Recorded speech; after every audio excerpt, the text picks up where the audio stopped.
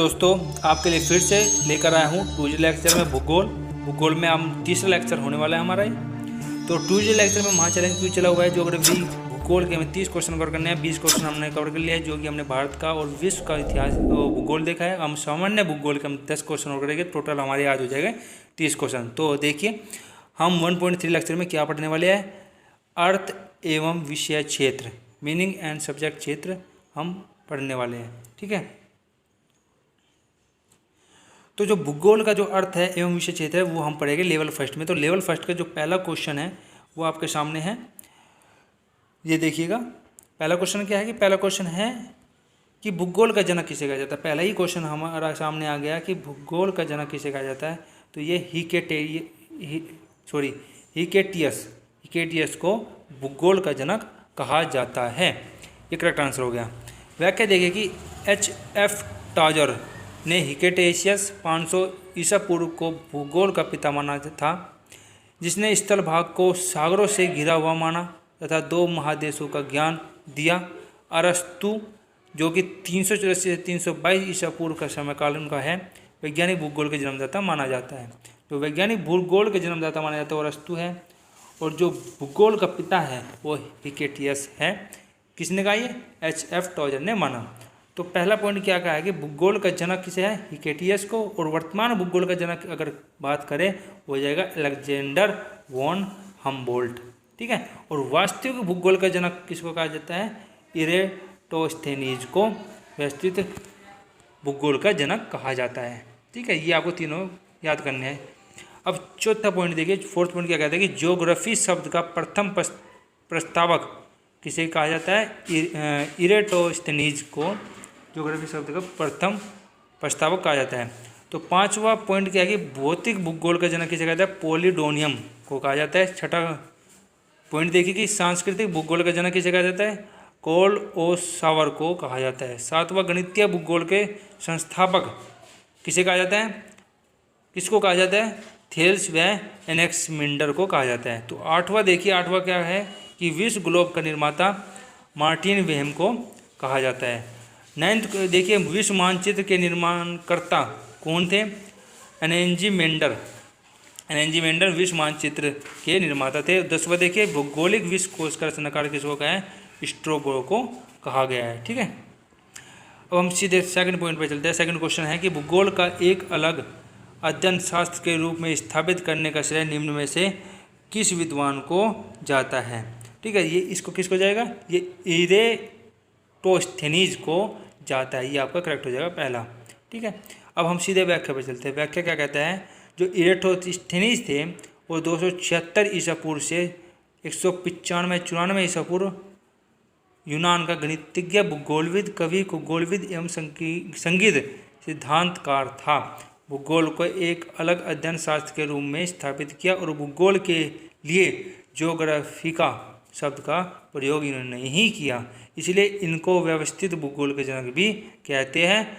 इन्होंने ही भूभौतिकी जियोडेसी को जन्म दिया था। ठीक है, ये इसके इरेटोस्थेनीज के बारे में थोड़ी सी जीवन परिचय हो गया, जो कि इम्पोर्टेंट होता है। तीसरा क्वेश्चन देखिए कि भूगोल के लिए ज्योग्राफिका शब्द का प्रयोग सर्वप्रथम किसने किया। अभी मैंने आपको बताया किसने किया, इरेटोस्थेनीज ने ज्योग्राफिका का प्रयोग भूगोल के लिए किया। ये सेम एज एक्सप्लेनेशन होगी जो पिछले क्वेश्चन में थी।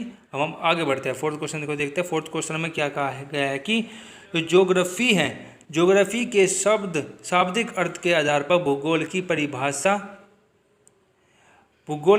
की गई है। तो जो भूगोल की परिभाषा की गई है वो कौन सा सही हो जाएगा, इसमें से हो जाएगा फर्स्ट ऑप्शन सही हो जाएगा आपका। भूगोल वह विज्ञान है जो पृथ्वी के इसमें मिसप्रिंट हो गया, जो पृथ्वी के धरातल का अध्ययन कराता है। भूगोल वह विज्ञान है जो पृथ्वी के धरातल का, इसमें यहाँ पे धरातल आ जाएगा, धरातल का अध्ययन कराता है। ठीक है, भूगोल वह विज्ञान है जो पृथ्वी के धरातल का अध्ययन कराता है। ठीक है, नेक्स्ट क्वेश्चन चलिए, नेक्स्ट व्याख्या देख लीजिए। भूगोल वह शास्त्र है जिसके द्वारा पृथ्वी के ऊपरी स्वरूप और उसकी प्रकृति विभागों जैसे पहाड़, महादेश, देश, नगर, नदी, समुद्र, झील, जलडमरू, मध्य उपत्यका, आदित्य का, वन आदि का ज्ञान होता है, उसे हम भूगोल कहते हैं। पांचों क्वेश्चन देखिए, पांचों क्वेश्चन आपके सामने हैं। पांचों क्वेश्चन क्या है कि भूगोल पृथ्वी को केंद्र मानकर अध्ययन करने वाला विज्ञान है। किसने कहा था? किसने कहा था कि भूगोल पृथ्वी को केंद्र मानकर अध्ययन किया जाने वाला विज्ञान है? इसलिए किसने कहा था? वारेनियस ने कहा था। इसका करेक्ट आंसर हो जाएगा वारेनियस। ठीक है, अब हम व्याख्या देखते हैं कि वारेनियस के अनुसार भूगोल पृथ्वी को केंद्र मानकर अध्ययन करने वाला विज्ञान है। बर्नहार्डस वेरेनियस, बर्नहार्ड वारेन भी कहा जाता है, एक जर्मन भूगोलवेत्ता थे। इसके बारे में व्याख्या हो गई। नेक्स्ट क्वेश्चन देखते हैं। नेक्स्ट क्वेश्चन पे चलिए। नेक्स्ट क्वेश्चन है हमारा 6th क्वेश्चन की भूगोल भूतल का अध्ययन है। किसने कहा था? किसने कहा था कि भूगोल भूतल का अध्ययन है? ये कहा था कांट ने। कांट ने क्या कहा? भूगोल भूतल का अध्ययन है। तो इमानुएल कांट, जो कि जीवन काल है 1724 से 1804, जर्मन वैज्ञानिक, नीति शास्त्र एवं दार्शनिक थे। उसका वैज्ञानिक मत कांट लाप्लास परिकल्पना हाइपोथेसिस के नाम से भी विख्यात है। ठीक है, ये इसकी व्याख्या होगी। नेक्स्ट क्वेश्चन देखिए, 7वां क्वेश्चन क्या कहता है कि भौगोलिक विचारधाराओं में नवनियतिवाद की विचारधारा का प्रवर्तक कौन है?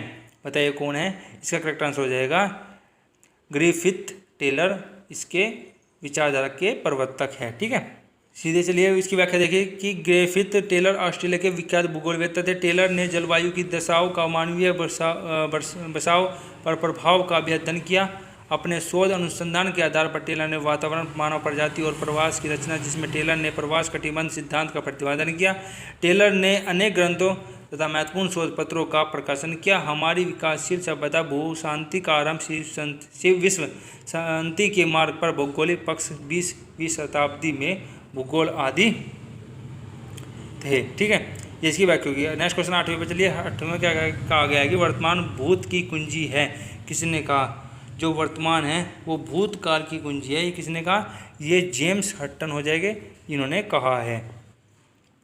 तो स्कॉटलैंड के भूविज्ञानी जेम्स हटन का दृढ़ मत था कि जिन प्रक्रमों ने पृथ्वी को अब तक बदला है वे ही अब भी इसे बदल रहे हैं।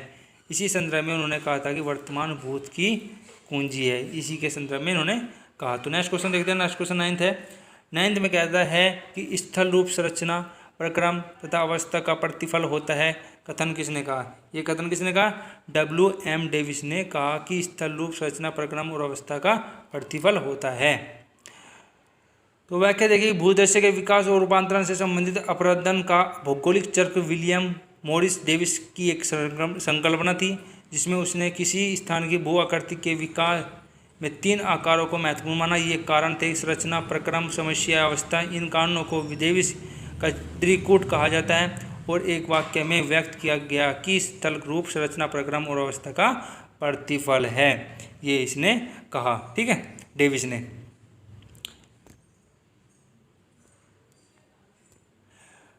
तो ये क्वेश्चन आज हम यहीं पे समाप्त करते हैं। 9th क्वेश्चन हमने कंप्लीट कर लिया है।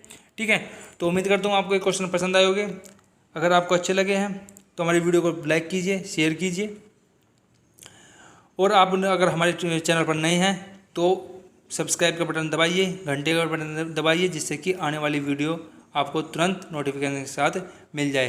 धन्यवाद इस वीडियो को अंत तक देखने के लिए। Press the bell icon on the YouTube app and never miss another update.